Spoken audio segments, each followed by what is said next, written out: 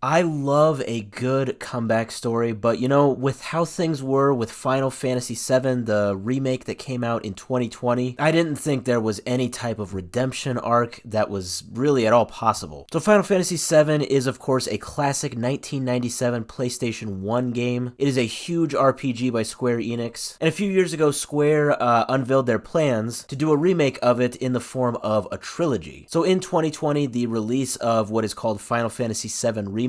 That is actually just part one of the three-part Final Fantasy VII remake. Yeah, I know it kind of sounds a little confusing, maybe kind of hard to follow. So that meant that there are two games left for them to make. And like I said, I mean, yeah, when this game came out, it was not reviewed very well at all. A lot of people complained about it. I never played it, but I heard just a lot of very bad things. They didn't really stick with the main feel of the story. They got sidetracked with just like a lot of random weird stuff that like they didn't need to put in the game, and it just seemed like a remake that the developers didn't really care that much about the final product. That was kind of the general feel that I got from watching a lot of reviews and videos of it at the time. So like I said, knowing that there were two more parts of this trilogy to come out, I don't know, I just figured, there's really no way that they can come back from this. The game is already on its track. They already have their footing with where they want to go with it, and people don't like it. So yeah, they're just going to sluggishly release the last two in the trilogy, at some point, but they're just not going to be good. That was what I thought, and I'm sure that is what a lot of other people thought. And then that's it. I just kind of didn't think about it for years now. Well, the second part of this three-part trilogy, which is called Final Fantasy VII Rebirth, that is coming out exactly a week from today on February 29th. Oh, okay. I had to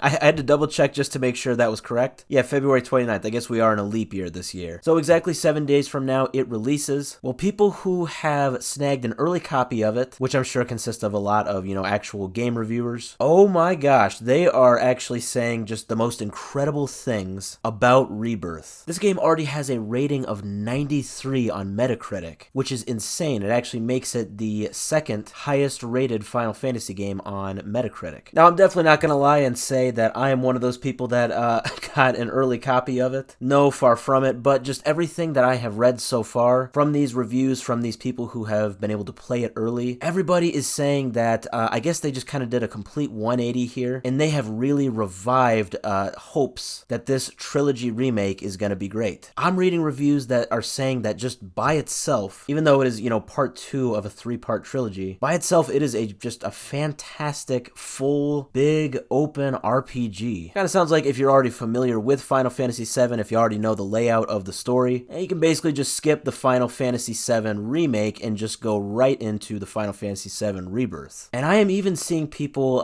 talking about how this could potentially be a strong contender for Game of the Year 2024. I mean, granted, we're in February, but with what I'm seeing, yeah, I mean, there's a chance. If you are at all a Final Fantasy fan, this is just fantastic news for you. Because like I said, as it seemed, this whole Final Fantasy VII remake trilogy that was, supposed to span, 10 years now, just seemed like it was just set up for failure. It was just going to be a complete bust. But it is looking like Rebirth is turning out very well. So I'm sure hopes for the final part in the three-part trilogy to do well are now at, I would assume, an all-time high. Expectations are really up there now. And not to overshadow this great story, but I just really do hope that this remake, Rebirth, I really hope it does go multi-platform. Right now it is just slated for PlayStation release. But that being said, I should probably play the actual Final Fantasy VII first. Yeah, I've never actually completely played that. I started playing it like a year ago, and then I got stuck at this